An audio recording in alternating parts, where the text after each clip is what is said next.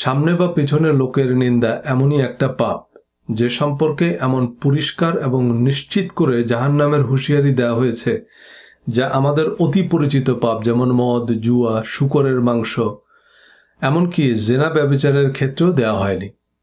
আসসালামু আলাইকুম। নবীর প্রজ্ঞা সিরিজের নতুন ভিডিওতে স্বাগত সবাইকে। আমরা বেহেশতের দুয়ার খুলতে আর দোজখের আগুন নেভাতে ফরজ, ওয়াজিব, সুন্নত, মুস্তাহাব, কবিরা, সগিরা, মাইক্রো, ন্যানো পাপ পুণ্যের বিবরণ খুঁজতে পর্বত প্রমাণ, হাদিস, তাফসির, ফিকহ, ফাজাইলের কিতাব খুঁজি। কিন্তু কোরআনে যে কাজগুলোর জন্য একেবারে পরিষ্কার ভাষায় জান্নাত বা জাহান্নামের হুঁশিয়ারি দেওয়া হয়েছে, শুধু সেই আয়াতগুলো অনুসরণ করলেও আমরা গাউসুল আজম বনে যাব। এ ভিডিওতে যে আয়াত বা হাদিসগুলো আলোচনা করেছি তা বোঝার জন্য মুহাদ্দিস, মুফাসসির, ভাষাবিদ কিছু দরকার নেই, বা কোনো মুহাদ্দিস, ভাষাবিদ এর অর্থ নিয়ে দ্বিমত করবেও না। যে কোনো অমুসলিমও বুঝতে পারবে ইসলাম ধর্মের প্রধান প্রধান পাপ কি। কিন্তু আমরা ন্যানো মাইক্রো পাপ পুণ্যের হিসাব মেলাতে গিয়ে পর্বত প্রমাণ পাপে চাপা পড়ে আছি। এ ভিডিওটি শেষ পর্যন্ত মনোযোগ দিয়ে শুনুন। রিলিজিয়াস মাইন্ডসেট 2 নবীর প্রজ্ঞা বইয়ে বিস্তারিত রেফারেন্স সহ আলোচনা পাবেন। পাপ বা গুনাহ বলতে আমরা সাধারণত এমন কিছু কাজকে বুঝি যেসব কাজের জন্য আমাদেরকে পরকালে শাস্তি পেতে হবে, আর পুণ্য বলতে বুঝি এমন কিছু কাজ যার জন্য আমরা পরকালে পুরস্কৃত হব। এই পাপ পুণ্য বা জান্নাত জাহান্নামের বর্ণনা যে কোনো ধর্মীয় আলোচনার কেন্দ্রীয় বিষয়। কি কাজ করিলে জান্নাত মিলবে আর কি কাজ করিলে জাহান্নামের আগুনে পুড়তে হবে তা মোটামুটি আমাদের সবারই জানা। বিভিন্ন ধর্মীয় আলোচনায় নানান উদাহরণ উপমা দিয়ে এই পাপ পুণ্যের বিবরণ দেওয়া হয়, কিন্তু কোরআনে বর্ণিত পাপ পুণ্যের স্পষ্ট তালিকার সাথে আমাদের পরিচিত তালিকার খুব একটা সামঞ্জস্য নেই। এই অধ্যায়ে কোরআনের স্পষ্ট বর্ণনা অনুযায়ী যে পাপ কাজের জন্য নিশ্চিতভাবে জাহান্নামে যেতে হবে তার আলোচনা করব। কোরআনের ব্যাখ্যা হিসেবে প্রাসঙ্গিক হাদিসগুলোর উল্লেখ করব। তাতে পরিষ্কার বুঝবেন আমরা হাদিস মানা নিয়ে ঝগড়া করলেও প্রকৃতপক্ষে ঝগড়ার হাদিসগুলোও মানি না। রিলিজিয়াস মাইন্ডসেট বিশ্বাসের ঢেকে গেলা বইয়ে বিশ্বাস ও ভালো কাজ জান্নাতের আসল চাবি শীর্ষক একটি অধ্যায়ে আলোচনা করেছি যে কোরআনে আল্লাহ যতবার জান্নাতের প্রতিশ্রুতি দিয়েছেন ততবারই বিশ্বাস ও সৎকর্মের পূর্বশর্ত দিয়েছেন। কিন্তু কোরআনের বিশ্বাস ও সৎকর্মের যে তালিকা আল্লাহ বর্ণনা করেছেন তার সাথে আমাদের পরিচিত সৎকর্মের তালিকার উল্লেখযোগ্য সামঞ্জস্য নাই। শুধু কোরআন মানলে ইসলামের আর কিছুই থাকে না এমন অভিযোগ তুলে আমরা হাদিসকে কোরআনের মতোই অবশ্য পালনীয় বলছি, কিন্তু হাদিসে বিশ্বাস ও সৎকর্মের যে বিবরণ আছে তার সাথেও আমাদের লোক দেখানো পুণ্যের তালিকার বিশেষ সম্পর্ক নেই। একইভাবে যেসব পাপ কাজের জন্য আমাদেরকে দোজখে যেতে হবে তার পরিষ্কার তালিকা কোরআনে দেয়া আছে, হাদিসেও তার বিস্তারিত ব্যাখ্যা আছে। কিন্তু আমরা যেসব কথিত কল্পিত পাপের বিরুদ্ধে জিহাদে নেমে ধর্মের নামে মানুষের জীবন দুর্বিষহ করে ফেলি তার সাথে কোরআনে বর্ণিত শাস্তিযোগ্য পাপের তালিকার খুব একটা মিল নাই। পোশাকি রীতি রেওয়াজকে পাপ পুণ্য হিসেবে প্রতিষ্ঠা করতে গিয়ে আসল পাপ পুণ্য কিভাবে ধর্মীয় আলোচনার বাইরে চলে যায় তা এই অধ্যায়ে পরিষ্কার ধারণা পাবেন। প্রাসঙ্গিক হাদিসগুলো বোঝার উপর শাকের আঁটির মতোই কোরআনের বক্তব্যকে আরো জোরদার করে।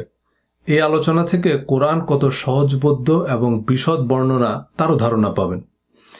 কোরআনে যেসব পাপ পুণ্যের স্পষ্ট বর্ণনা আছে তা বোঝার জন্য আমাদের হাদিস, তাফসির, ভাষা, ব্যাকরণ কোনো কিছুরই প্রয়োজন পড়ে না। শুধু সেগুলো মানলেও আমরা সারা পৃথিবীর অনুকরণীয় আদর্শ হয়ে উঠতে পারি। কিন্তু কোরআনের সাথে সম্পর্কহীন কথিত ধর্ম, বিশ্বাস ও রীতি রেওয়াজকে মাথা থেকে না সরালে আসল ধর্মের আলোচনাই আর করা হবে না। একটা নতুন জুতায় পা ঢুকাতে হলে সবার আগে পায়ের পুরনো জুতা খুলতে হবে। কোরআনের বর্ণনা অনুযায়ী ক্ষমার অযোগ্য সর্বোচ্চ শাস্তিযোগ্য পাপ কাজ আমরা এমন নির্বিকারভাবে করি যে এসবকে আমরা পাপ তো দূরের কথা ধর্মের বিষয়ই মনে করি না, বরং এমন জঘন্য পাপকে আমরা খুব পুণ্যের কাজ মনে করি। অথচ কোরআনের যে কোনো অনুবাদ পড়ে একজন অমুসলিমও পরিষ্কার বুঝবে যে এই কাজগুলো ইসলামের সর্বোচ্চ শাস্তিযোগ্য অপরাধ এবং এমন কাজের জন্য নিশ্চিতভাবে জাহান্নামে যেতে হবে। সামনে বা পিছনে লোকের নিন্দা এমনই একটা পাপ যে সম্পর্কে এমন পরিষ্কার এবং নিশ্চিত করে জাহান্নামের হুঁশিয়ারি দেওয়া হয়েছে যা আমাদের অতি পরিচিত পাপ, যেমন মদ, জুয়া, শূকরের মাংস, এমনকি জেনা ব্যভিচারের ক্ষেত্রেও দেওয়া হয়নি। পবিত্র কোরআনে সূরা হুমাজাহ নামে একটা সূরা আছে। এই সূরায় মাত্র 9টি আয়াত, যার শেষ 6 আয়াতে একদল মানুষের পাপের পরিণতি সম্পর্কে স্পষ্ট করে বলা হয়েছে। কাল্লা লায়ুমবাযান্না ফিল হুতামা, এমন লোক অবশ্যই নিক্ষিপ্ত হবে হুতামায়। ওয়ামা আদরাকা মাল হুতামা, আল্লাহ নিজেই প্রশ্ন করছে, আর কিসে আপনাকে জানাবে হুতামা কি? আবার আল্লাহ নিজেই জবাব দিচ্ছেন, নারুল্লাহিল মুকাদা, এটা আল্লাহর প্রজ্বলিত আগুন, যে আগুন কোনোদিন নিভবে না। আল্লাতী তাত্তালিউ আলাল আফইদা, যা অপরাধীদের হৃদয়কে গ্রাস করবে।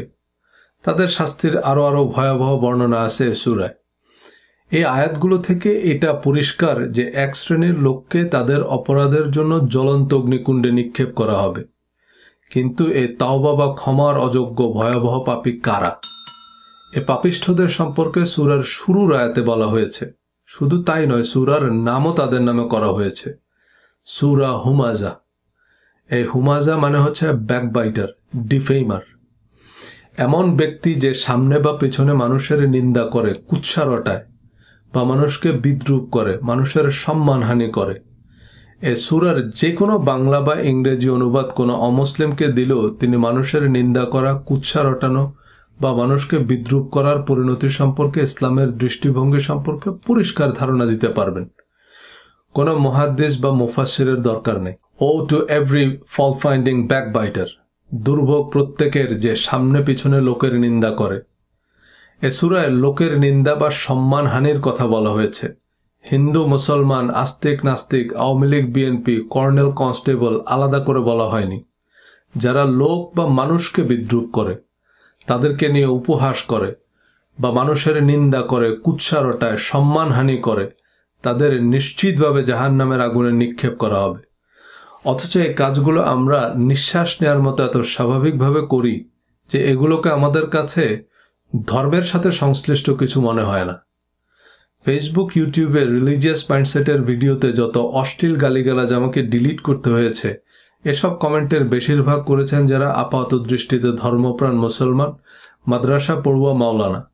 ধর্মীয় মতপার্থক্যের কারণে কাউকে ইহুদির দালাল, খ্রিস্টান মিশনারি, এমনকি নাস্তিক বলে ফতোয়া দিচ্ছেন মদিনা আল আজহারে পড়ুয়া শায়করা। কোরআনের কথা বললে নেক্সুরুতের ধোকাবাজ, আহলে কোরআন ফেতনা, এমন তহমত দিচ্ছেন সেলিব্রিটি শায়করা। শায়কদের পরচর্চা, পরনিন্দা, মিথ্যাচার, কারো সম্মানহানি করতে দেখলে আমরা এসবকে খুব পুণ্যের কাজ মনে করি। ধর্মের নামে পুণ্যের আশায় বিভিন্ন নায়ক নায়িকা, অভিনেতা অভিনেত্রী, সাংবাদিক, রাজনীতিবিদদের ফেসবুক পেজে আমরা যেসব অশ্লীল অশ্রাব্য কমেন্ট করি, তার জন্য কোরআন অনুযায়ী আমরা নিশ্চিতভাবে হুতামায় নিক্ষিপ্ত হব।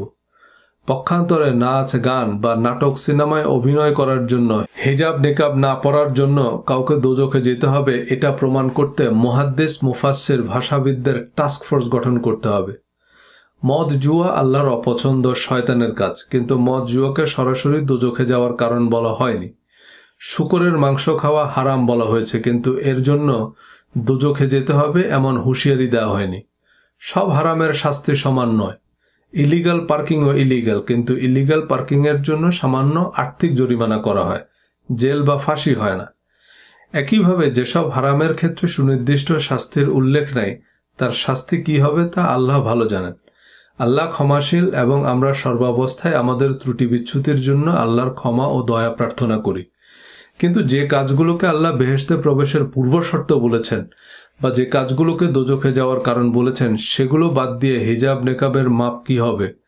তারাবি নামাজের মাসালা নিয়ে পিএইচডি করতে মদিনা আল আজহারে যাচ্ছেন আমাদের মেধাবী শায়করা। আমি বেশ রক্ষণশীল মাদ্রাসায় পড়েছি। আমার অভিজ্ঞতা থেকে বলছি, মাদ্রাসায় পড়ার সময়ও আমরা এক মুহূর্তের জন্য উপলব্ধি করিনি যে বডি শেমিং একটা খারাপ কাজ। বডি শেমিং শব্দটা আমি আমেরিকা আসার পর শুনেছি। বডি শেমিং মানে কারো শারীরিক গঠন, গড়ন বা গায়ের রং নিয়ে বিদ্রূপ করা, অবমাননাকর বা কষ্টদায়ক মন্তব্য করা। এটা আমেরিকায় বেশ বড় রকমের অপরাধ। বড় বড় প্রতিষ্ঠানের কর্তা ব্যক্তিদেরও তাৎক্ষণিক চাকরি যায় বডি শেমিং এর অভিযোগে। আমাদের দেশে ফেয়ার অ্যান্ড লাভলি একসময় বিজ্ঞাপন দিত, গায়ের রং কালো হওয়ায় একটা মেয়ের চাকরি হয় না। এরপর ফেয়ার অ্যান্ড লাভলি মেখে ফর্সা হওয়ার পর তার এয়ারলাইন্সে চাকরি হয়। আমেরিকায় এ ধরনের বিজ্ঞাপন দিলে কোম্পানির অ্যাড অ্যাকাউন্ট ব্লক করে দেওয়া হবে। আমাদের সময় স্কুল বা মাদ্রাসায় সব বন্ধুদের একটা কুৎসিত নাম দেওয়ার রেওয়াজ ছিল, যেমন লম্বু, বাট্টু, মুটকি, ট্যাগরা, কালুলা, টাকলা, কালি, ল্যাংলা ইত্যাদি। এছাড়া একটা সুন্দর নামকে বিকৃত করে উচ্চারণ করা তো নিয়মে পরিণত হয়েছিল। যেমন একজনের নাম মোহাম্মদুল্লাহ, তাকে প্রথমে মাদুল্লাহ, এরপর আরেক দফা সংক্ষেপ করে ডাকা হয় মাদ্দা।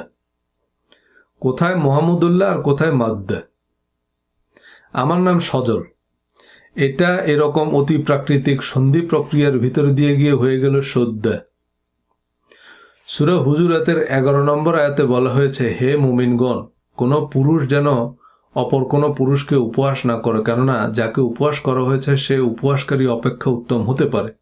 আর কোনো মহিলা যেন অপর কোনো মহিলাকে উপহাস না করে, কেননা যাকে উপহাস করা হয়েছে সে উপহাসকারিণী অপেক্ষা উত্তম হতে পারে। তোমরা একে অপরের প্রতি দোষারোপ করো না এবং তোমরা একে অপরকে মন্দ নামে ডেকো না। ঈমান আনার পর মন্দ নামে ডাকা গর্হিত কাজ। যারা এ ধরনের আচরণ থেকে নিবৃত্ত না হয় তারাই জালেম। জুলুম শব্দটা কোরআনে আল্লাহ শিরকের সমার্থক হিসেবে ব্যবহার করেছেন। একই শব্দ ব্যবহার করেছেন যারা মানুষকে বিদ্রুপাত্মক মন্দ নামে ডাকে, মানুষকে অযথা দোষারোপ করে, উপহাস করে। আমার আব্বা শারীরিকভাবে ডিসেবল ছিলেন। আব্বাকে যারা খুব পছন্দ করত তারাও আব্বার সম্পর্কে বলার সময় বলতো ল্যাংলা চেয়ারম্যান। আমি একবার আমার এক আমেরিকান সহকর্মীর সাথে কথা প্রসঙ্গে কথা বললাম। সে চোখ মুখ অন্ধকার করে বলল, how old is your civilization? পৃথিবীর কোনো সভ্য সমাজে একজন মানুষের শারীরিক বা মানসিক অক্ষমতা বিদ্রুপ বা উপহাসের বিষয় হতে পারে, তা অনেক অকল্পনীয় বিষয়। মাদ্রাসায় ক্লাস 6 বা 7-এ পড়ার সময়ের ঘটনা। আমাদের এক বন্ধু ব্যাচমেট, তার মামা আমাদের এক ক্লাস উপরে পড়ত। একবার সে মামা গাড়ি চাপা পড়ে, একটা বাসের চাকা তার পেটের উপর দিয়ে উঠে যায়। অলৌকিকভাবে সে বেঁচে গেলেও তার পেটের বেশ কিছু অংশ কেটে ফেলে দিতে হয়। প্রায় 1 বছর সে হাসপাতালে ছিল। সুস্থ হয়ে ফিরে এসে সে আমাদের ব্যাচে ভর্তি হলো। আমরা তার নাম দিলাম পেট ফাটা সফিউল্লাহ। আমরা তখন ছোট ছিলাম, কিন্তু আজ পর্যন্ত আমাদের এর জন্য কোনো অনুতাপ অনুশোচনার অনুভূতি তৈরি হয়নি।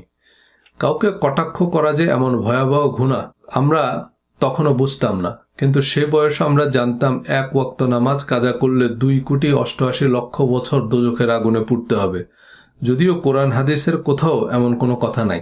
মাদ্রাসায় কারো চুল বড়, অর্থাৎ চুল মুট করে ধরতে পারলে তার চুল কেটে দেয়া হতো, কিন্তু নবীজি সাল্লাল্লাহু আলাইহি সাল্লাম ঘাড়ের উপরে চুল ঝুলিয়ে রাখতেন এমন একাধিক সহিহ বর্ণনা আছে। শতবর্ষ প্রাচীন ঐতিহ্যবাহী মাদ্রাসায় পড়ার সময় লম্বা চুল রাখাকে শাস্তিযোগ্য অপরাধ হিসাবে জানতাম, অথচ তা বড় দাড়ির মতোই নবীজি সাল্লাল্লাহু আলাইহি সাল্লামের আরেকটি সুন্নাহ।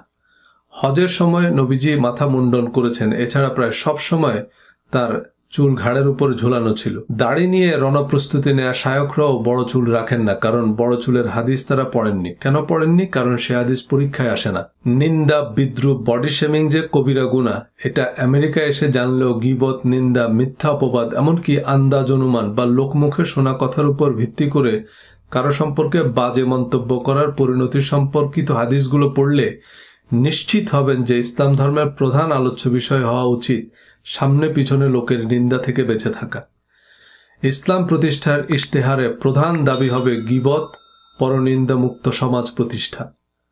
আমাদের ব্যাচের অনেকেই এখন মদিনা আল আজহারের ডিগ্রিধারী বড় বড় শায়ক, শরীয়তের জটিল জটিল সমস্যার সমাধান দিচ্ছেন, দেশে ইসলামের সমাজ কায়েমে গুরুত্বপূর্ণ অবদান রাখছেন। কিন্তু সে কথিত ইসলামের সমাজ উপহাস, বিদ্রুপ, পরচর্চা, গীবত, পরনিন্দা মুক্ত সমাজ নয়। উত্তম কথা বলা, সুন্দর ভাষায় বিতর্ক করা, বিনয়, ভদ্রতা, শিষ্টাচার কথিত মুসলিম সমাজে অপরিহার্য নয়। পিতামাতা, আত্মীয় স্বজন, অভাবী দরিদ্রদের দান করা, ছোট ছোট বিষয়ে প্রতিবেশী সহকর্মীদের সাহায্য করাকে আমাদের কাছে সোশ্যাল ওয়ার্ক হিসেবে বিবেচিত হলেও ধর্মচর্চা মনে হয় না। কিন্তু হাদিস, তাফসির সকল মানদণ্ডে এ কাজগুলো করা না করা শুধু পাপ পুণ্য নয়, এগুলোই বেহেশত দোজখ নির্ধারণ করবে। পক্ষান্তরে দাড়ি, বোরখা, আরবীয় জুব্বা, নুরানি পদ্ধতির আরবি শিক্ষা, পাড়ায় মহল্লায় প্রাসাদোপম মসজিদ নির্মাণকে ইসলাম কায়েম নাম দিলেও এগুলোকে পাপ পুণ্য প্রমাণ করতে মাদানী আজহারি টাস্ক ফোর্স লাগবে। কোরআন এবং কোরআনের সাথে সঙ্গতিপূর্ণ হাদিস অনুযায়ীও এগুলোতে বিশেষ পুণ্য নাই। ফজিলত ফাজাইলের জাল কিচ্ছা বানিয়ে ভাষা ব্যাকরণের মার পেছে মাদানী আজহারি হুজুরদের ফতোয়া বা মতামতের ভিত্তিতে এগুলোকে ধর্মের প্রধান এজেন্ডায় পরিণত করা হয়েছে। এসব অপশনাল বিষয়কে প্রায়োরিটি লিস্ট থেকে বাদ না দিলে আসল কাজ করা হবে না। প্রচলিত পোশাকি ধর্মাচারের কোনো বিশেষ তাৎপর্য সমাজ সংসারে নাই। এসব পোশাকি রীতি রেওয়াজে মানুষের উল্লেখযোগ্য কিছু যায় আসে না, এবং এই কাজগুলো করা এমন কঠিন কিছুও নয়। পক্ষান্তরে এমন একজন মানুষের কথা কল্পনা করুন যিনি সারা জীবনে কোনো মানুষকে একটা মন্দ কথা বলেনি, কারো নিন্দা করেনি, সহপাঠী, সহকর্মী, প্রতিবেশী কাউকে বিদ্রূপ করেনি, কারো অমঙ্গল কামনা করেনি, কারো সম্পর্কে আন্দাজ অনুমান নির্ভর বিরূপ মন্তব্য করেনি, ফেসবুক ইউটিউবে কাউকে উদ্দেশ্য করে বিরক্তিকর বা আপত্তিকর ভাষায় মন্তব্য করেনি, কারো বিরক্তি, দুর্ভোগ বা কষ্টের কারণ হয়নি। এমন মানুষ কঠিত একজন পাওয়া যাবে কিনা সন্দেহ। এমন মানুষকে আমরা ভালো মানুষ বলি, কিন্তু ধার্মিক মানুষ বলি না। অনেক হিন্দু বা অমুসলিম সম্পর্কেও আমরা বলি বা বলতে শুনি যে তিনি খুব ভালো মানুষ, কারণ তিনি ভালো কাজ করেন, মন্দ কাজ করেন না। এই ভালো কাজই আমেলা সালেহা হচ্ছে জান্নাতের চাবি। অর্থাৎ ভালো মানুষরাই জান্নাতে যাবে, আর মন্দ কাজ হচ্ছে দোজখের শিকল। খারাপ মানুষরা দোজখে যাবে। 5 ওয়াক্ত নামাজ পড়েন, দাড়ি, টুপি, হিজাব, নেকাব সব মেনে চলা ধর্মপ্রাণ মানুষদের মধ্যে শতকরা কতজন পাওয়া যাবে যারা আলোচ্য দোষগুলো থেকে মুক্ত? শতকরা 1/1 চেয়েও কম। আমরা যাদের ধার্মিক মানুষ বলি তাদের সবসময় ভালো মানুষ বলি না, কিন্তু ধর্মের প্রথম এবং প্রধান উদ্দেশ্য হচ্ছে ভালো মানুষ হওয়া।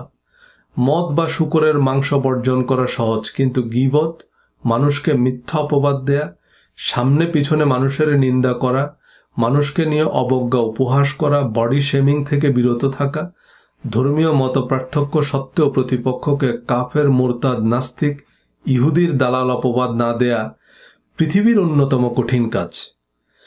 একজন ভালো মানুষ সকল সমাজের সম্পদ।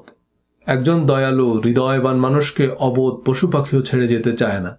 আবার দুষ্ট প্রকৃতির মানুষের ভয়ে পশু পাখিরও ভীত সন্ত্রস্ত। সারাদিন নামাজ পড়ে, সারা বছর রোজা রাখে, কিন্তু মানুষের সাথে দুর্ব্যবহার করে এমন এক মহিলা সম্পর্কে নবীজি সাল্লাল্লাহু আলাইহি সাল্লাম বলেছেন যে সে জাহান্নামী। তার নামাজ রোজা তার কোনো কাজেই আসবে না। আপনার একটা ভালো কমেন্টে কারো দিনটা ভালো যায়, ভালো লাগা তৈরি হয়। আমার ভিডিওতে অনেকে ভালো ভালো কমেন্ট করেন, যাদের সাথে আমার কোনোদিন দেখা হয়নি, হয়তো হবেও না, কিন্তু তাদের প্রতি একটা আলাদা ভালো লাগা, সম্মান, ভালোবাসা তৈরি হয়েছে।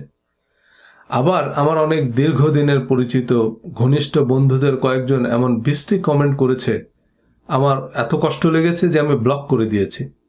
একটা অশালীন কমেন্ট একজনের সারাটা দিন নষ্ট করে দেয়। আমাদের নামাজ, রোজা, পোশাক আশাকে কারো কিছু যায় আসে না, কিন্তু আমাদের আচরণে যায় আসে। সূরা কালামের 9 থেকে 13 নম্বর আয়াতে আল্লাহ বলেছেন, নবীজি সাল্লাল্লাহু আলাইহি সাল্লামকে নির্দেশ দিয়েছেন এই আয়াতগুলোতে যে আপনি মিথ্যাচারীদের অনুসরণ করবেন না, আর যারা পিছনে নিন্দাকারী, যে একজনের কথা অন্যজনের কাছে লাগিয়ে বেড়ায়, যে ভালো কাজে বাধা দান করে, যে ধন সম্পদ ও সন্তান সন্ততিতে সমৃদ্ধশালী হওয়ায় মানুষের সাথে রূঢ় আচরণ করে। নবীজি সাল্লাল্লাহু আলাইহি সাল্লাম নিশ্চয়ই আল্লাহর নির্দেশ অনুসারে এসব নিকৃষ্ট চরিত্রের মানুষদের সংস্পর্শ এড়িয়ে চলতেন, কিন্তু আমরা এখন এমন কুৎসিত চরিত্র নিয়ে নিজেদের নবীর উম্মত দাবি করি। পবিত্র কোরআনে আল্লাহ স্পষ্ট করে বলেছেন, হে মুমিনগণ, তোমরা আন্দাজ অনুমান থেকে দূরে থাকো, কারণ কিছু অনুমান পাপ। তোমরা একে অপরের গোপনীয় বিষয় অনুসন্ধান করো না এবং একে অপরের পশ্চাতে নিন্দা করো না। তোমাদের মধ্যে কি কেহ তার মৃত ভাইয়ের মাংস ভক্ষণ করতে চায়? বস্তুত তোমরা তো এটাকে ঘৃণাই করো। অনুমান করা অর্থাৎ নেতিবাচক অনুমান করা পাপ। বিনোদনমূলক মিডিয়ায় কাজ করে, কলেজ ইউনিভার্সিটিতে পড়ে, বহুজাতিক কোম্পানিতে চাকরি করে, ইউরোপ আমেরিকায় বসবাস করে এমন মানুষদের চরিত্র সম্পর্কে আমরা নেতিবাচক কিছু ধারণা করে নিই। কোরআন অনুযায়ী এমন ধারণা করাই পাপ। সে ধারণার ভিত্তিতে বিরূপ মন্তব্য করা আরও ভয়াবহ পাপ। কোরআনে কারো গোপনীয় বিষয় অনুসন্ধান করা এবং তার দোষ প্রচার করাকে মৃত ভাইয়ের মাংস ভক্ষণ করার সাথে তুলনা করা হয়েছে। কোরআনের এই আয়াতে আল্লাহ যে উপমা দিয়েছেন তা থেকে এটা পরিষ্কার যে আল্লাহর নিকট এ কাজগুলো কেমন ঘৃণিত কাজ। পৃথিবীর সবচেয়ে জঘন্য মানুষটাও তার মৃত ভাইয়ের মাংস খায়, এমনটা আমরা কল্পনা করতে পারি না। কিন্তু সমমানের পাপ বা অপরাধ আমরা মিনিটে মিনিটে করছি। এর কারণ আমাদের ধর্মীয় আলোচনা অনুষ্ঠানে এগুলো বিবিধের তালিকায় থাকে, যা সময় স্বল্পতার কারণে আলোচনা করা হয়ে ওঠে না। নবী নূরের তৈরি না মাটির তৈরি, মিলাদ কিয়াম, মৃতের জন্য খাওয়ানো জায়েজ কিনা, এসব জরুরি জনগুরুত্বপূর্ণ আলোচনা ঝগড়ায় সময় চলে যায়। আমার ভিডিওতে যাবতীয় অশালীন কমেন্টের অন্যতম প্রধান বিষয়বস্তু কোরআন কেন্দ্রিক কথা বলা। কোরআন মানলে পরিচিত ধর্মের বেশিরভাগ কিছুই আলোচ্যসূচি থেকে বাদ পড়ে, তাই হাদিস লাগবে। গায়ক, নায়ক, শিল্পী, সাংবাদিক, রাজনীতিবিদ সবার পেজে ধর্মপ্রাণ মুসলিমরা যেসব পড়ার অযোগ্য কমেন্ট করেন তা কোন হাদিস অনুযায়ী করেন? চলুন একটু দেখে নিই আমাদের হাদিস মানার নমুনা। হযরত আবু হুরায়রা রাদিয়াল্লাহু তাআলা আনহু থেকে বর্ণিত, রাসূল সাল্লাল্লাহু আলাইহি সাল্লাম ইরশাদ করেছেন, তোমরা আন্দাজ অনুমান থেকে বেঁচে থাকো, কেননা অনুমান করে কথা বলা সবচেয়ে বড় মিথ্যা।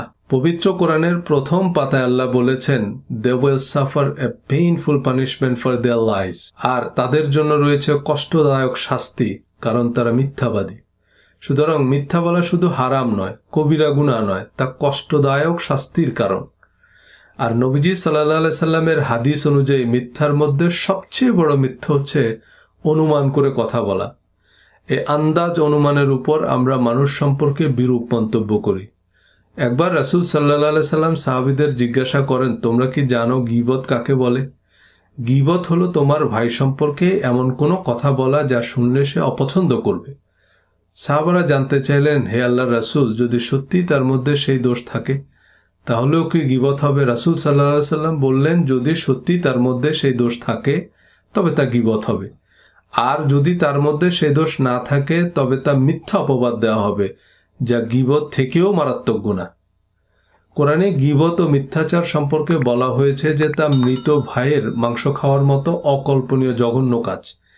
আর হাদিসে গীবত ও মিথ্যাচারের আরও বিশদ ব্যাখ্যা পেলাম। কোনো মানুষের সম্মানহানির পরিণতি সম্পর্কে নবীজি সাল্লাল্লাহু আলাইহি সাল্লাম বলেছেন, যে ব্যক্তি তার ভাইয়ের সম্ভ্রমহানি বা অন্য কোনো বিষয়ে জুলুমের জন্য দায়ী থাকে, সে যেন আজই বা দুনিয়াতে থাকতেই তার নিকট ক্ষমা চেয়ে নেয়। ওই দিন আসার পূর্বে, যেদিন তার কোনো দিনার বা দিরহাম থাকবে না, যেদিন তার কোনো নেক আমল থাকলে সেখান থেকে জুলুমের সমপরিমাণ তার থেকে কর্তন করে নেওয়া হবে, আর তার কোনো নেক আমল না থাকলে জুলুমের সমপরিমাণ কিছু গুনাহ তার উপর চাপিয়ে দেওয়া হবে।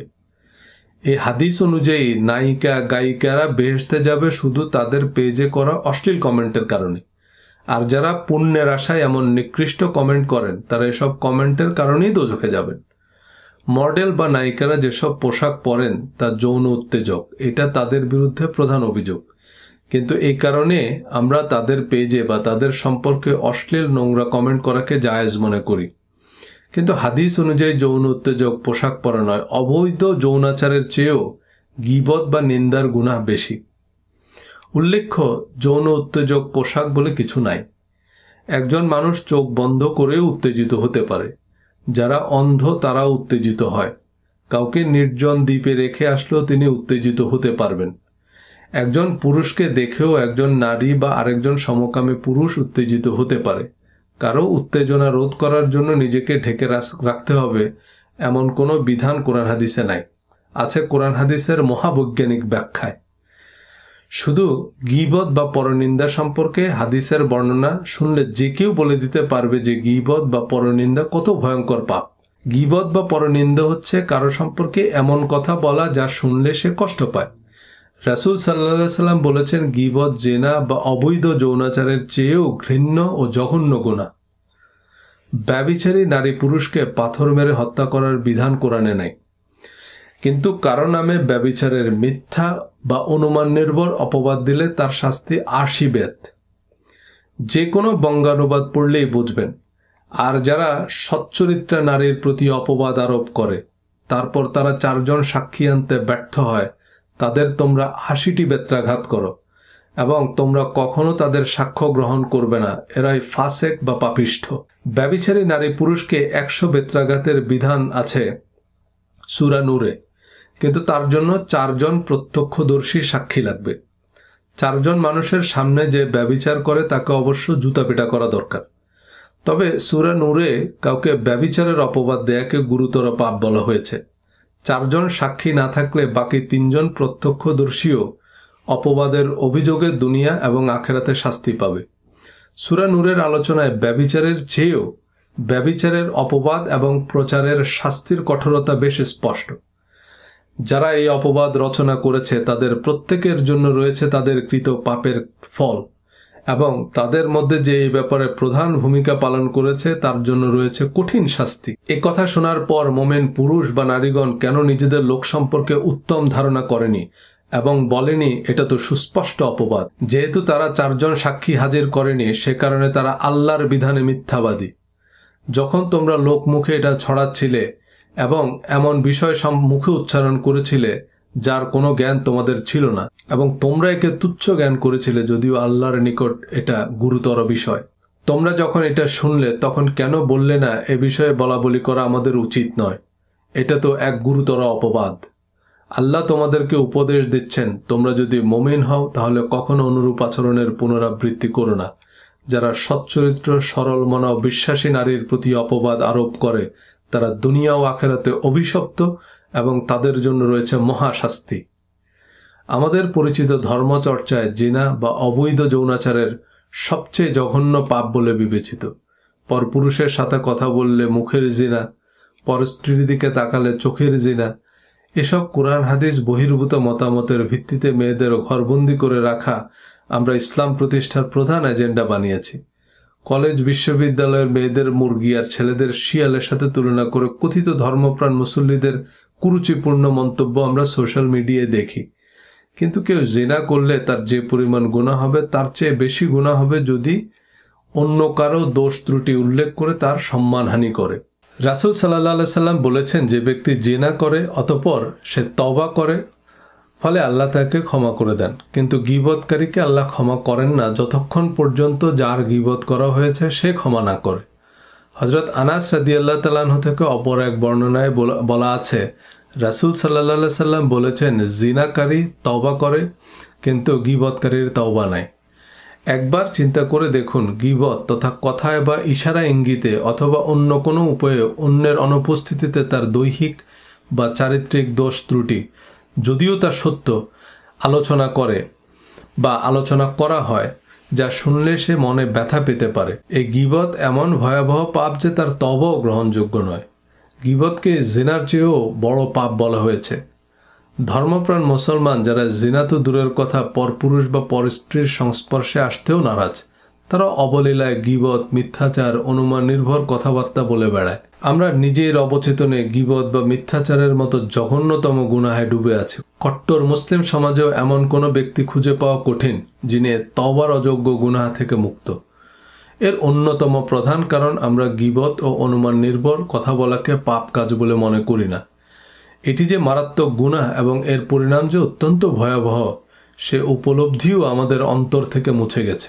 আমরা গীবত বা নিন্দা করতে সামান্যতম দ্বিধাও করি না। যে ব্যক্তি কোনো মুসলিমের দোষ ঢেকে রাখবে, কিয়ামতের দিন আল্লাহ তার দোষ ঢেকে রাখবেন। নিজের গোপন পাপ প্রকাশ করা বা প্রচার করাও গুরুতর পাপ। নবীজি সাল্লাল্লাহু আলাইহি সাল্লাম বলেছেন, আমার উম্মতের মধ্যে সবাইকে ক্ষমা করা হবে শুধু মুজাহিরিন ব্যতীত। মুজাহিরিন হচ্ছে যারা নিজেদের পাপ জাহির করে, প্রকাশ বা প্রচার করে। বডি শেমিং বা কারো শারীরিক গঠন সম্পর্কে তার সামনে বা পিছনে অবমাননাকর মন্তব্য করা বা ইঙ্গিত করা ইসলামে জিনা, ব্যভিচার, মদ, জুয়া বা শূকরের মাংস খাওয়ার চেয়েও বড় পাপ। হযরত আয়েশা রাদিয়াল্লাহু তাআলা আনহা বলেন, আমি রাসূল সাল্লাল্লাহু আলাইহি সাল্লামকে বললাম, আপনাকে সাফিয়া সম্পর্কে এতটুকু বলাই যথেষ্ট যে সাফিয়া এরকম, অর্থাৎ তিনি একটু বেটে। একথা শুনে রাসূল সাল্লাল্লাহু আলাইহি সাল্লাম বললেন, তোমার এ কথাকে যদি সমুদ্রের সাথে মিশ্রিত করে দেওয়া হয় তবে তা সমুদ্রের রং পরিবর্তন করে দিবে। নবীজি সাল্লাল্লাহু আলাইহি সাল্লামের স্ত্রী সাফিয়া রাদিয়াল্লাহু তাআলা আনহা একটু বেটে ছিলেন এবং হযরত আয়েশা রাদিয়াল্লাহু তাআলা আনহা এই কথাটি রাসূল সাল্লাল্লাহু আলাইহি সাল্লামের কাছে ইঙ্গিত করে বলেছেন। রাসূল সাল্লাল্লাহু আলাইহি সাল্লাম হযরত আয়েশা রাদিয়াল্লাহু তাআলা আনহার এই বক্তব্যকে সমুদ্রের পানির রং পরিবর্তনকারী দূষিত আবর্জনার সাথে তুলনা করেছেন। একবার কল্পনা করুন, কয় ট্রিলিয়ন টন আবর্জনা সমুদ্রে ফেললে সমুদ্রের পানির রং বদলাবে। একজন বেটে মানুষকে তুচ্ছার্থে বেটে বলা বা ইঙ্গিতপূর্ণভাবে অসম্মান করা ইসলামে এমন নিকৃষ্ট গুনাহ। কারো দোষ ত্রুটি প্রচার বা প্রকাশ করা তো দূরের কথা, নবীজি সাল্লাল্লাহু আলাইহি সাল্লাম তা অনুসন্ধান করা থেকেও বিরত থাকাকে ঈমানের অংশ বলে উল্লেখ করেছেন। হে মানব সকল, তোমরা শুধুমাত্র মুখে ঈমান এনেছ, ঈমান তোমাদের অন্তরে প্রবেশ করেনি। তোমরা মুসলমানদের গীবত করো না এবং তাদের দোষ অনুসন্ধান করো না, কেননা যে ব্যক্তি মুসলমানদের দোষ অনুসন্ধান করে আল্লাহ তার দোষ অনুসন্ধান করেন, আর আল্লাহ পাক যার দোষ অনুসন্ধান করেন তাকে স্বগৃহ লাঞ্ছিত করেন। নবীজি সাল্লাল্লাহু আলাইহি সাল্লামের হাদিস অনুযায়ী যে আড্ডায় গীবত বা পরনিন্দা হয় সেখানে চুপচাপ গীবত শোনাও গীবতের সমপর্যায়ের অপরাধ। রাসূল সাল্লাল্লাহু আলাইহি সাল্লাম বলেছেন, যখন তোমার উপস্থিতিতে কারো গীবত করা হয় তখন তুমি তার প্রশংসা শুরু করে দিবে, অর্থাৎ যার গীবত করা হয় তার প্রশংসা শুরু করে দিবে আর তার ভালো দিকগুলো তুলে ধরবে। সম্ভব হলে গীবত বন্ধ করার চেষ্টা করবে, অন্যথায় সে মজলিস বর্জন করবে, কেননা চুপ থাকলেও তুমিও গীবতকারী বলে গণ্য হবে। গীবত, পরনিন্দা, অনুমান নির্ভর মিথ্যা অপবাদ দেয়া, বডি শেমিং, কাউকে বিদ্রুপ বা উপহাস করা, কারোর সাথে রূঢ় আচরণ করার পরিণাম যে নিশ্চিত জাহান্নাম তা কোরআনের বর্ণনা থেকেই পরিষ্কার। হাদিস, ফিকহ, ভাষা, ব্যাকরণের জটিল জিজ্ঞাসার কোনো প্রয়োজন নেই।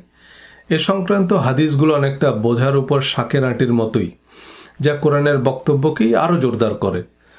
যুগে যুগে দেশে দেশে যারা ইসলাম প্রচার ও প্রতিষ্ঠা করেছেন তারা তাদের অনন্য চারিত্রিক বৈশিষ্ট্য দিয়েই মানুষের হৃদয় জয় করেছেন, কিন্তু আমরা তাদের পোশাক আশাক, ব্যক্তিগত পছন্দ অপছন্দকেই অনুসরণ করছি, যেসবের সাথে আমাদের ধর্ম, সমাজ, সংস্কৃতি, জীবন জীবিকার কোনো সম্পর্ক বা সামঞ্জস্যই নেই। মানুষ যাকে ভক্তি করে স্বাভাবিকভাবেই তার অনুকরণ করে। তারকা খেলোয়াড় বা রাজনৈতিক নেতাদের বেলায়ও এটা প্রযোজ্য। কিন্তু এসব পোশাকি, রীতি রেওয়াজ, প্রথা, পার্বণকে ফরজ হারাম বানাতে যুগে যুগে অসংখ্য জাল গল্প বানানো হয়েছে। কারণ পোশাক বদলানো যত সহজ, চরিত্র বদলানো ততই কঠিন। পোশাকি ফজিলতের জাল গল্প গুজব শত বছরের পুরনো আগাছার মতো আমাদের মন মগজে এমনভাবে শিকড় গেড়েছে যে সেখানে প্রকৃত ধর্মের আবাদ করা প্রায় অসম্ভব। অনেক বছরের অনাবাদি জমিতে ফসল ফলাতে হলে সবার আগে সে জমির আগাছা পরিষ্কার করতে হবে, তা চাষাবাদের উপযোগী করতে হবে, নাইলে জমিতে যত সার সেচই দেয়া হোক না কেন আগাছাই বাড়বে। আমাদের মন মগজ থেকে ধর্মের আগাছা উপড়ে ফেলতে না পারলে কোরআন, হাদিস, ফিকহ, ফাজাইলে আমল যাই পড়ি, বেহেশত দোজখের যত ওয়াজি শুনি, তাতে আগাছার শিকড়ই শক্ত হবে। বেহেশত দোজখের আলোচনার পর আমাদেরকে সিলেবাস বহির্ভূত কিছু কর্মসূচি ধরিয়ে দেওয়া হয় যার সাথে ধর্মের কোনো সম্পর্কই নেই। এই সিলেবাস বহির্ভূত ধর্মীয় কর্মসূচিকে প্রাধান্য দিতে ফজিলত ফাজাইলের অসংখ্য জাল গল্প বানিয়ে সেসবকে হাদিস নাম দিয়ে আমাদের ঘাড়ে চাপিয়ে দেয়া হচ্ছে। মহিলারা পর্দা না করলে, অর্থাৎ আপাদমস্তক ঢেকে না রাখলে তার ভাই, পিতা, বড় ছেলে এবং স্বামী দোজখে যাবে। মহিলাদের চুল দেখা গেলে সে চুল সাপ হয়ে কামড়াবে, এমন কথা আমাদের সমাজে সুপ্রতিষ্ঠিত হলেও এ ধরনের আজগুবি কথা কোরআনেও নাই, কোনো প্রসিদ্ধ হাদিস গ্রন্থেও নাই। কারোর সাথে তর্কের দরকার নেই। আপনি তাদেরকে জিজ্ঞেস করবেন, মহিলারা আপাদমস্তক ঢেকে না রাখলে বা পুরুষ মহিলা একসাথে লেখাপড়া বা চাকরি করলে তারা জাহান্নামে যাবে, এ কথাটা কোরআনের কোন আয়াতে আছে, কোন হাদিসের কিতাবে আছে? যে আয়াত বা হাদিস পেশ করবে তা একটু মনোযোগ দিয়ে খেয়াল করলেই দেখবেন তার সাথে বেহেশত দোজখ তো বহুদূর পাপ পুণ্যেরই সম্পর্ক নেই। কিন্তু মুফতি, মুহাদ্দিস, আজহারি, মাদানি টাস্কফোর্স গঠন করে এসবকে ধর্মের প্রধান অংশ বানানোয় আমাদের সমাজে হিজাব নেকাব পরা পর্দানসীন অসংখ্য নারী পাবেন যারা গীবত, পরচর্চা, পরনিন্দা, অনুমান নির্ভর, মিথ্যা অপবাদ দেয়া, বডি শেমিং, ছগলখুরি, অর্থহীন আলাপের মতো ক্ষমার অযোগ্য কঠিন পাপে ডুবে থাকে। খোঁজ নিলে দেখবেন আমাদের পরিচিত প্রতিটা পরিবারে, আমাদের নিজেদের সংসারে, আত্মীয় স্বজনদের মধ্যে যত সমস্যা, ঝগড়া, বিবাদ, এর কারণ বেহুদা কথা। কথায় কথায় কারো সম্পর্কে একটা বাজে কথা বলা, একজনের কথা অসাবধানতাবশত বা কথা প্রসঙ্গে আরেকজনের সামনে বলে ফেলা, কারো নামে কুৎসা রটানো, কারো বদনাম করা, এগুলোই প্রতিটা ঘরে ঘরে অশান্তির কারণ। টাকা পয়সা কোনো কিছুর অভাব নাই, তবুও প্রতিটা ঘরে ঘরে অশান্তির কারণ। আমাদের বদভ্যাস, কথায় আচরণে অসাবধানতা, আমরা বুঝতেও পারি না যে আমরা যা বলছি গীবত, মিথ্যাচার বা বডি শেমিং। আমরা অনেক সময় সাহসী, স্পষ্টভাষী ইত্যাদি বিশেষণের আড়ালে এ তওবার অযোগ্য পাপগুলোকে বৈধতা দেওয়ার চেষ্টা করি। কোনো জুলুম অবিচারের বিরুদ্ধে মজলুমের প্রতিবাদ অবশ্যই সাহস ও সত্যনিষ্ঠা। আবার কোনো ব্যক্তিগত লাভের উদ্দেশ্যে বা ক্ষমতাধর কারো তোষামদে কোনো পুণ্য নাই। এই দুইয়ের বাইরে আমাদের চারপাশে এমন অসংখ্য মানুষ আছে যাদের টাকা পয়সার প্রয়োজন নেই, তাদের সবচেয়ে বেশি দরকার কিছু ভালো কথা। পৃথিবীর সবচেয়ে সুন্দর সমুদ্র সৈকতেও বহু মানুষ বিষণ্ণ দিন পার করছে। একজন ভালো বন্ধু, ভালো কথা বলার মানুষ তার কাছে ক্যারিবিয়ান দ্বীপ বা ব্যক্তিগত বিমানের চেয়েও দামি। মানুষকে ভালো কথা বলা উত্তম দান। বিনয়, ভদ্রতা, সুন্দর আচরণ, উত্তম কথায় পাথরেও ফুল ফোটে। সম্মান, ভালোবাসা ও প্রশংসায় যে কোনো মানুষকে জয় করা যায়। ধর্মের আসল যে উদ্দেশ্য, আত্মশুদ্ধি, সৎকর্ম, উত্তম আচরণ, তা আমাদের ধর্মচর্চার তালিকা থেকেই বাদ পড়েছে। ধর্মের আসল উদ্দেশ্য ভালো মানুষ হওয়া, নিজেকে পরিশুদ্ধ করা। পবিত্র কোরআনে আল্লাহ বলেছেন, শপথ মানুষের আর তার যিনি তাকে সুবিন্যস্ত করেছেন, অতঃপর তাকে অসৎ কাজ ও সৎ কাজের জ্ঞান দান করেছেন। কাদ আফলাহা মান তাযাক্কা, successful indeed is the one who purifies their soul. সেই সফল যে নিজেকে পরিশুদ্ধ করেছে। And doomed is the one who corrupts it. আর সেই ব্যর্থ যে নিজেকে বা নিজের আত্মাকে কুলুষিত করেছে। আমরা আমাদের সন্তানদের ভালো স্কুলে পাঠাই যাতে তারা ভালো মানুষ হতে পারে। কম বেতনেও মানুষ এমন প্রতিষ্ঠানে কাজ করতে চায় যেখানে কাজের পরিবেশ ভালো। এ ভালো স্কুল, ভালো নেইবারহুড বা ভালো কাজের পরিবেশ মানে যেখানকার মানুষগুলো ভালো। আমাদের ছোটবেলায় স্কুল পালানোর জন্য আমাদের কত প্রচেষ্টা ছিল, কিন্তু আমেরিকায় অবুঝ বাচ্চারা স্কুলে যাওয়ার জন্য মাঝরাতে উঠে বসে থাকে। স্কুলে তাদের বডি শেমিং, বুলিংয়ের শিকার হতে হয় না। আমাদের ধর্মগুরুরা যদি ভালো মানুষ হওয়ার, মানুষের সাথে ভালো আচরণের দীক্ষা দিত, নাস্তিকরাও তাদের সন্তানদের মাদ্রাসায় পাঠাতো। জিহ্বার মধ্যভাগ তার বরাবর উপরের তালুর সঙ্গে লাগাইয়া জিম শিন ইয়া উচ্চারণের প্রশিক্ষণ দেওয়ার চেয়েও অনেক বেশি জরুরি এই জিহ্বা দিয়ে কোরআন হাদিসের নির্দেশনা অনুযায়ী বিশুদ্ধ কথা বলার প্রশিক্ষণ দেয়া, যাতে মনের ভুলেও, মুখ ফসকেও একটা খারাপ কথা না বের হয়। আমরা যখন মৃত্যু চিন্তা করি, পরকালের কথা ভাবি, তখন আমরা দাড়ি বড় করা, মোচ ছোট করা, টুপি, পাঞ্জাবি, হিজাব, নেকাব আর ফজিলত ফাজাইলের বিভিন্ন দোয়া পড়ে মসজিদ মক্তবে দান করে পুণ্যের পাল্লা ভারী করার চেষ্টা করি। কিন্তু পরকালের প্রস্তুতিতে সব কিছুর শুরুতে থাকা উচিত যে আজ থেকে আমি কারো সম্পর্কে নেতিবাচক ধারণা করব না, ধারণাপ্রসূত মন্তব্য করব না, কারো দোষ ত্রুটি অনুসন্ধান করব না, কাউকে বিদ্রূপ করব না, কারো নিন্দা করব না, কথায় আচরণে কাউকে কষ্ট দেব না, প্রয়োজনের অতিরিক্ত সম্পদ জমিয়ে না রেখে তা কোরআন নির্দেশিত খাত, পিতামাতা, আত্মীয় স্বজন, এতিম, অভাবগ্রস্ত মানুষকে দান করব। প্রতিদিনের প্রার্থনায় আল্লাহর কাছে আমাদের চাওয়া হওয়া উচিত আমরা যেন ভালো মানুষ হতে পারি, অহংকার, লোভ লালসা, হিংসা, বিদ্রূপ মুক্ত পরিশুদ্ধ মানুষ হতে পারি। ধন্যবাদ।